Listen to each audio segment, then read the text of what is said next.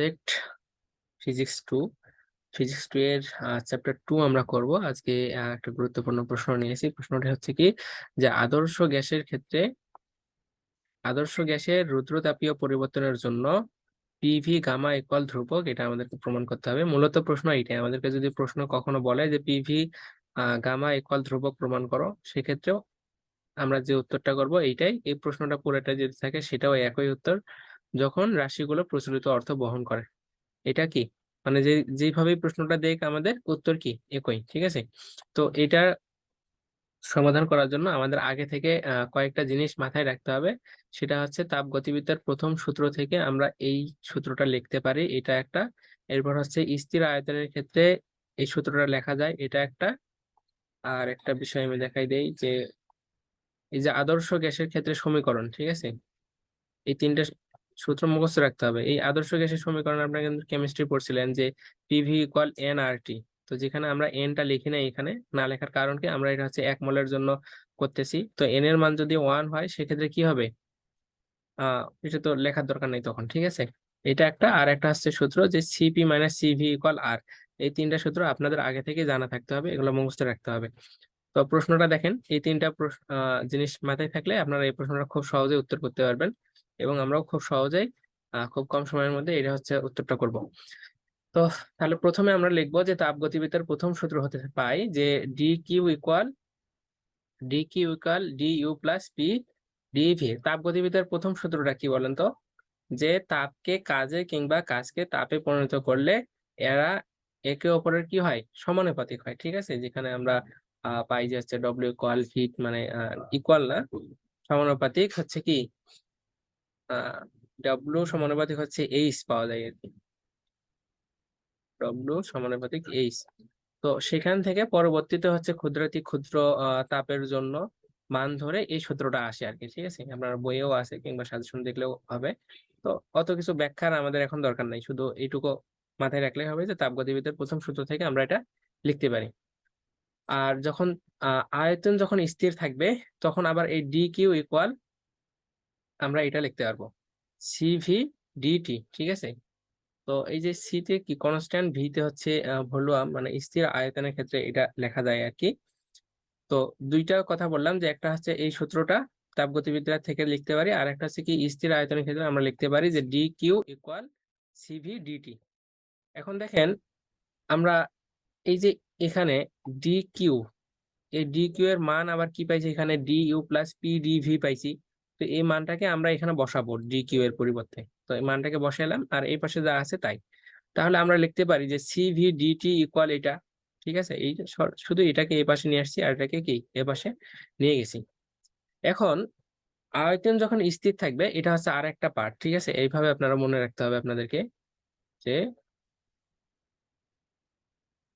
প্রথমে এখান থেকে আপনারা প্রথম স্টেপ এভাবে লিখলেন, লেখার পরে আপনাকে দ্বিতীয় স্টেপ এভাবে মনে রাখতে পারেন আর কি প্রশ্নটা। যে আয়তন যখন স্থির থাকবে, আয়তন স্থির মানে কি, ভি স্থির, ঠিক আছে। সেক্ষেত্রে এই যে ডিভি, তো এই মানটা যদি 0 হয়ে যায়, তাহলে এই যে পির সাথে গুণ হয়ে গেলে এটাও 0 হয়ে যাবে। তো আয়তন যখন স্থির, তখন ডিভি ইকুয়াল 0, অর্থাৎ তখন আমরা লিখতে পারবো যে সিভি ডিটি ইকুয়াল শুধু ডিইউ, ঠিক আছে। যে সিভি ডিটি ইকুয়াল ডিইউ। আপনারা এই ভাষাটাকে এইভাবে লিখবেন যে স্থির আয়তন আয়তন যখন স্থির, অর্থাৎ ডিভি ইকুয়াল 0, এই তখন কথাটা আপনারা এখানে লিখে দিন, যে তখন তখন সিভি ডিটি ইকুয়াল ডিইউ, ঠিক আছে। এটা কিভাবে আসছে, যে এখানে যদি এই মানটা যদি 0 হয়ে যায়, তখন তখন সিভি ডিটি ইকুয়াল ডিইউ লেখা যায়, ঠিক আছে। এখন আমরা 1 নম্বর সমীকরণের দিকে ফিরে আসি। 1 নম্বর সমীকরণটা ছিল আমাদের কি, তাপগতিবিদ্যার প্রথম সূত্র থেকে আমরা লিখছিলাম। তো এই 1 নম্বর সমীকরণ দেখেন, আমরা হচ্ছে এবার এই যে ডি কিউ আছে না, ডি কিউ আছে, এখানে কি আছে, ডি ইউ আছে। তো এই ডি ইউ এর মানটা বসাবো। তো ডি ইউ এর মান এখন আমরা কি পাইছি স্থির আয়তনের ক্ষেত্রে, এটা পাইছি সিভি ডিটি। তো এই যে ডি কিউ যা আছে তাই থাকবে, আর এই যে ডি ইউ এর জায়গায় আমরা কি লিখবো, সিভি ডিটি লিখবো, ঠিক আছে, প্লাস পি ডিভি যা আছে তাই থাকবে। আশা করি এই লাইনটা নিয়ে কারো কোনো সমস্যা নাই। এখন আবার রুদ্রতাপীয় প্রক্রিয়ার ক্ষেত্রে এই যে ডি কিউ ইকুয়াল 0 লেখা যায়, ঠিক আছে। তো রুদ্রতাপীয় প্রক্রিয়াটা কি, এরকম যদি আমাদের কাছে একটা গ্যাস সিলিন্ডার থাকে, কিংবা তো রুদ্রতাপীয় প্রক্রিয়ার ক্ষেত্রে আমরা কি জানতাম বলেন জানি, যে এখানে গ্যাস থাকতো না, তো তাপ আমরা দেই বা কিছু করি, মানে এখান থেকে কোনো কিছু কি হইতে পারে না, বাইরে যাইতে পারে না। এখান থেকে কোনো কিছু কি বাইরে, মানে বাইরের সাথে এর ভিতরে কোনো আদান প্রদান হয় না, যে কারণে এই ডি কিউ ইকুয়াল 0 লেখা যায়। ঠিক আছে, তো যখন ডি কিউ ইকুয়াল 0 লেখা যাবে, তখন আমরা এই যে ডি কিউ এর মানটা 0 বসাবো। যদি এটা 0 বসাই, তাহলে আমরা কি লিখতে পারবো, যে CV DT plus PDV equal কি হচ্ছে 0। তো সেই কথাটা লিখতেছি, যে আবার রুদ্রতাপ প্রক্রিয়ায় ডি কিউ ইকুয়াল 0 যখন, তখন CV DT plus PDV equal 0। এটাকে আমরা সমীকরণ নাম্বার 2 দিয়ে রাখলাম। এখন আমি কি বললাম একটু আগে, যে আদর্শ গ্যাসের সমীকরণের ক্ষেত্রে আমরা পাই যে PV equal nRT. PV equal কি এনআরটি, এটাও কি সূত্র। তো আমরা হচ্ছে 1 মোলের ক্ষেত্রে এটা করতেছি, যে কারণে এই এন এর মান কি 1। 1 হইলে 1 এর সাথে আরটি গুণ করলে কি হয়, আরটি থাকে। যে কারণে আমরা সরাসরি লিখতে পারবো যে কি পিভি ইকুয়াল আর টি। এখন এই যে পিভি ইকুয়াল আর টি, এটাকে যদি আমরা হচ্ছে ব্যবকলন করি, ডিফারেন্সিয়েট করি, তাহলে কি হবে, এখানে দেখেন যে এটাকে আমরা ইউভি সূত্র পাচ্ছি না, এখানে এটাকে ইউ, এটাকে ভি ধরতে পারি। ঠিক আছে, আর এখানকার আরটা কি ধ্রুবক, তো ধ্রুবকটাকে বাইরে রাখতে হয়। আর এটাকে যদি আমরা হচ্ছে ডিফারেন্সিয়েট করি, অর্থাৎ ডিটি লেখা যাবে শুধু। তো দেখেন এখানে লেখা আছে যে একে ব্যবকলন করিয়া পাই কি পাই, তাহলে প্রথমে পি স্থির, ভি এর কি ডিফারেন্সিয়েট, তাহলে পি ডিভি, এরপরে কি ভি স্থির, ভি স্থির এবার কি, তাহলে পি কে ডিফারেন্সিয়েট করলে ডি পি ইকুয়াল, আর তো ধ্রুবক এই জন্য আরটাকে বাইরে রাখা হয়েছে, আর টি কে করলে কি হবে, তাহলে ডি টি হবে। ঠিক আছে, আশা করি এটা বুঝতে পারছেন। এখন দেখেন আমরা এখান থেকে যদি ডিটি কে রেখে দেই, এই আরটাকে যদি এই পাশে পার করে দেই, তাহলে ডিটির সাথে আরটা কি ছিল, গুণ অবস্থায় ছিল। তো আরটা যদি এই পাশে আসে, তাহলে এর সাথে কি হয়ে যাবে, ভাগ হয়ে যাবে। তার মানে আমরা লিখতে পারবো কি, যে ডিটি ইকুয়াল কি লিখতে পারবো, এই যে এই অংশটা লিখতে পারবো, তাই না, এই অংশটা একই। তাহলে এটা আমরা এখানে করছি। এখন দেখেন এই যে সিপি মাইনাস সিভি ইকুয়াল আবার আর লেখা যায়। ঠিক আছে, তো এখানে কি ছিল, আমাদের আর আছে, তো আর এর পরিবর্তে আমরা এবার লিখবো কি, যে সিপি মাইনাস সিভি, আর উপরে যা আছে তাই থাকবে। এখন আমরা যে এখানে কিসের মান পাইলাম, ডিটির মান পাইলাম না, এই ডিটির মানটা এবার আমরা হচ্ছে সমীকরণ 2 এ বসাবো। তো 2 নম্বর সমীকরণটা আমাদের কি আছে দেখেন, এই যে শুধু এখানে একটু লক্ষ্য করেন, যে ডিটির মান কিন্তু এই যে পুরাটাই পাইছি। ঠিক আছে, তো যেখানে সমীকরণ 2 নম্বরে ডিটি আছে, সেখানে আমরা এই মানটাকে বসাবো। তো সমীকরণ 2টার দিকে দেখেন, সমীকরণ 2 এ ডিটি কোথায় আছে শুধু বলেন দিনই, শুধু সমীকরণ 2 এ ডিটি আছে এই যে এখানে। তাহলে প্রথমে আমরা হচ্ছে এই যে সিভি, এই সিভিটা ঠিক থাকবে, ডিটির জায়গায় আমরা ডিটির যে মানটা পাইছি ওটা বসাবো, প্লাস কি থাকবে পিডিভি। ঠিক আছে, তো সেটা আমরা বসাবো এখন।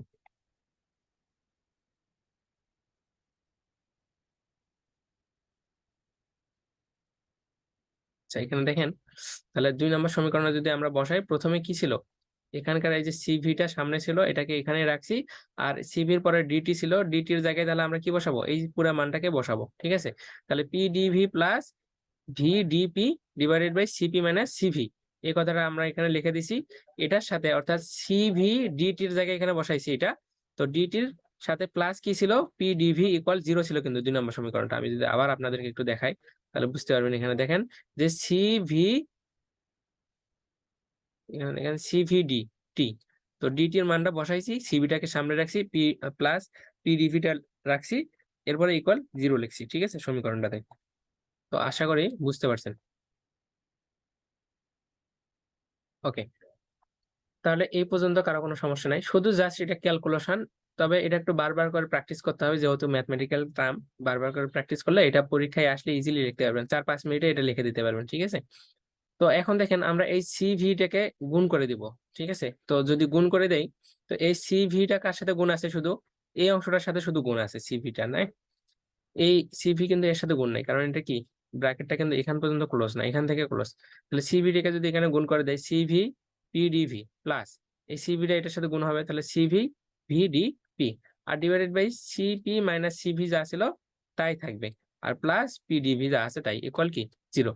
এখন আমরা এই যে এখান থেকে লসাগু করতে পারি না, এখানে সিপি মাইনাস সিভিটাকে যদি আমরা লসাগু নিয়ে নেই, সরল করি, তাহলে কি হবে, সিপি মাইনাস সিভিটাকে নিচে নিলাম, আর এই যে এখানে যা আছে তো তাই বসবে, তাই না? কারণ কি, এটার সাথে এটা যদি আমরা ভাগ করি তাহলে 1 হয়, 1 এর সাথে যদি আমরা এটাকে গুণ করি তাহলে এই অংশটাই পাই। তাহলে এই অংশটা আমরা প্রথমে লিখবো C V P D V plus C V V D P, এ পর্যন্ত হয়ে গেল। এখন কি হবে আমাদের?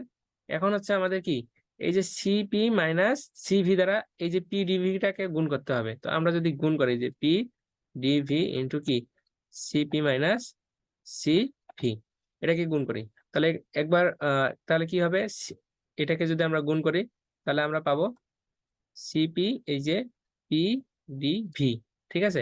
আবার কি পাবো, এই যে এখানে সামনে প্লাস আছে, প্লাসের সাথে মাইনাস গুণ করলে কি হবে, মাইনাস হবে। তাহলে এই যে সিভি পিডিভি, তাহলে এই যে CP PDV minus CV PDV এই মানটা আমরা বসাই দিতে পারবো এখানে। তাহলে আমরা এই মানটা এখানে বসাইছি, ঠিক আছে, ইকুয়াল কি 0। আশা করি এটা বুঝতে পারছেন। এখন দেখেন, আমরা যদি একটা কাজ করি যে এই যে সিভি পিডিভি এটা এবং এই যে এখানে মাইনাস আছে এটাকে কাটে দিতে পারি, কাটে দিলাম। আর এই যে CV VDP plus CP PDV, এটা তাহলে থাকবে আমাদের CV VDP plus CP PDV, এটা থাকলো। আর এটাকে যদি আমরা এই পাশে পার করে দিই তাহলে কি হবে, 0 এর সাথে গুণ হয়ে 0 হয়ে যাবে, ঠিক আছে। আশা করি বুঝতে পারছেন। এখন আমাদের প্রমাণ নিয়ে আসার জন্য এই জায়গাটা আবার মনে রাখতে হবে একটু, সেটা কি, যে আমরা এই অংশতে আসার পরে আমরা উভয় পক্ষকে, ঠিক আছে, এই পাশে এবং এই পাশে উভয় পক্ষকে পিভি সিভি দ্বারা ভাগ করে দেব। তো যদি ভাগ করে দেয় এখানে পিভি সিভি, এখানেও কি পিভি সিভি ইকুয়াল 0 সাথে যদি আমরা এটাকে ভাগ করে দিই তাহলে 0ই হয়ে যাবে। তাহলে আমাদের কি হচ্ছে, পিভি সিভি থাকতেছে, ঠিক আছে এখানে। তো আশা করি এটা বুঝতে পারছেন। এটা কি বাইরে থেকে আমরা নিয়ে আসছি উভয় পক্ষকে, আমাদের হচ্ছে প্রমাণ নিয়ে আসার জন্য, ঠিক আছে। তো এখন দেখেন আমাদের এখানে কি কি কাটে যাবে, সিভি সিভি কাটে যাবে, এই ভি কাটে যাবে। তাহলে এখানে কি থাকবে, ডিপি ভাগ পি, এই যে ডিপি ভাগ পি, এ প্লাস এ প্লাস। আর এখানে কি থাকবে আমাদের, সিপি আহ সিপি পিডিভি আছে। তো এই পি কাটে যাবে, আর আমাদের আর কোনো কিছু কাটবে না, সিপি ডিভি, আর এখানে থাকবে ভি সিভি থাকবে। তো সেটাই লিখতেছি আমরা, সিপি ডিভি সিপি ডিভি আর এখানে কি ভি সিভি, যা আছে তাই ইকুয়াল 0, ঠিক আছে। এখন আমরা এই অংশটা যা আছে তাই থাকবে, এই অংশটাকে আমরা ভাঙ্গাই নেবো। তো ভাঙ্গাই নিলে আমরা লিখতে কি পারবো, যে সিপি ভাগ সিভি করতে পারবো ইন্টু ডিভি ভাগ কি ভি, কারণ এগুলাকে আমরা হচ্ছে যদি আবার গুণ করে দেই তাহলে একসাথে হয়ে যাবে, তাই না। সিপি ভি আচ্ছা সিভি ভি একই কথা, আবার কি এই যে উপরে উপরে যদি গুণ করি সিভি ডিভি একই কথা, মানে এটাকে শুধু জাস্ট আলাদা করে নিছি আর কি ক্যালকুলেশন করার জন্য। তো আবার এই যে ডিপি ভাগ পি যেটা আছে এটাকে ঠিক রাখবো। আর হচ্ছে এটা আবার হচ্ছে আপনাদেরকে মনে রাখতে হবে যে সিপি ভাগ সিভি ইকুয়াল গামা লেখা যায়, অর্থাৎ গামা ইকুয়াল আমরা লিখতে পারি সিপি ভাগ সিভি, ঠিক আছে, এটাও সূত্র। তো আমরা এটা সামনে বসাই দিছি, আর ডিভি ভাগ ভি এটা ইকুয়াল 0 আমরা লিখে দিছি। আশা করি বুঝতে পারছেন এই পর্যন্ত। এখন দেখেন যে এই যে এখান পর্যন্ত আসলো, এই এটাকে আমরা হচ্ছে আবার এই সমাকলন করব, ঠিক আছে, ইন্টিগ্রেট করব। তো ইন্টিগ্রেট করার জন্য আমরা ইন্টিগ্রেট চিহ্নগুলো এখানে বসাই নিছি। প্রথমটার জন্য এই যে এখানে ইন্টিগ্রেট হবে প্লাস এই যে গামাটা হচ্ছে ধ্রুবক, তাহলে এখানে এটা থাকবে। আর 0 কে হচ্ছে যদি আমরা ইন্টিগ্রেট করি তাহলে কি আসবে, ধ্রুবক আসবে। তো যে কারণে আমরা লিখছি যে ইন্টিগ্রেট ডিপি ভাগ P plus gamma integrate DV ভাগ ভি ইকুয়াল কি ধ্রুবক। এখন আমরা কি সূত্র জানি না, যে 1 ভাগ এক্স ডিএক্স, যে 1 ভাগ এক্স ডিএক্স, এটা সূত্র কি আমরা জানতাম, যে লন এক্স, তাই না। তো এই যে এই সূত্রটা নিয়ে আসার জন্য এটা একবারেই আপনারা বুঝতে পারতেন, কিন্তু আমি একটু ভাঙাই নিয়ে আসছি। যে এটাকে যদি আমরা এই যে 1 ডিভাইডেড বাই পি করি ইন্টু ডিপি করি তাহলে সমস্যা আছে, সমস্যা নাই, কারণ কি এটার সাথে তো এটা গুণ হয়ে কি 1 এর সাথে যদি ডিপি গুণ হয় তাহলে এটা উপরে যাবে, তাহলে ডিপি ভাগ পি মানে এটা একই থাকবে। একই ভাবে এটাকেও আমরা নিছি যে 1 ভাগ ভি লিখছি আর ইন্টু কি লিখছি ডিভি লিখছি, ইকুয়াল হচ্ছে কি ধ্রুবক, ঠিক আছে। এখন এই যে এই সূত্র অনুযায়ী কি হয়, তাহলে 1 ভাগ এক্স ডিএক্স এটা ইকুয়াল আমরা লিখতে পারি কি লন এক্স।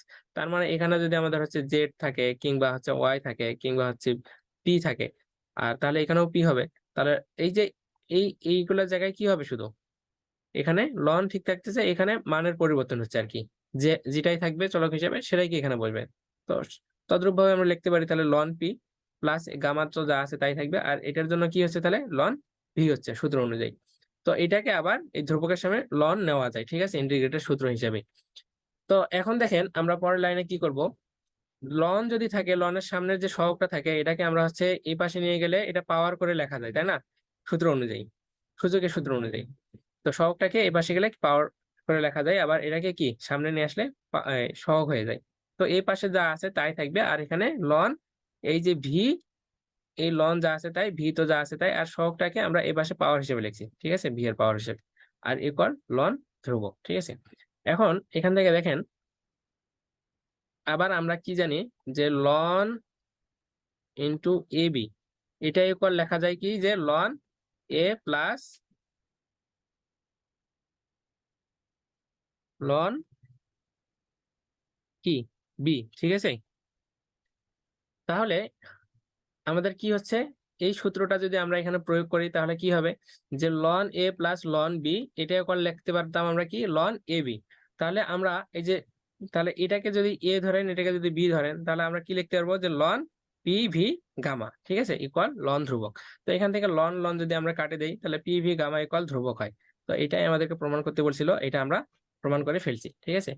এখন আমরা এই যে আরেকটা প্রশ্ন দেখছিলাম কি, যে যদি আমাদেরকে টিভি মাইনাস গামা, যে প্রশ্নটা আছে ওই প্রশ্নটা যদি করতে বলে, এই যে টিভি গামা মাইনাস ওয়ান, এটা যদি আমাদেরকে করতে বলে, সেক্ষেত্রে আমরা কি করতে পারবো, এই যে এখানে এই পর্যন্ত লিখবেন, ঠিক আছে, যে পর্যন্ত আমরা প্রমাণ করলাম এই পর্যন্ত প্রমাণ লিখে দিতে হবে। লিখে দিয়ে প্রমাণ বলতে এইটাকে আপনি হচ্ছে 3 নম্বর সমীকরণ দিবেন এবার, ঠিক আছে, যেটাকে আমি একটু আলাদা ভাবে করছি, এখানে এটাকে দিয়ে নিছি।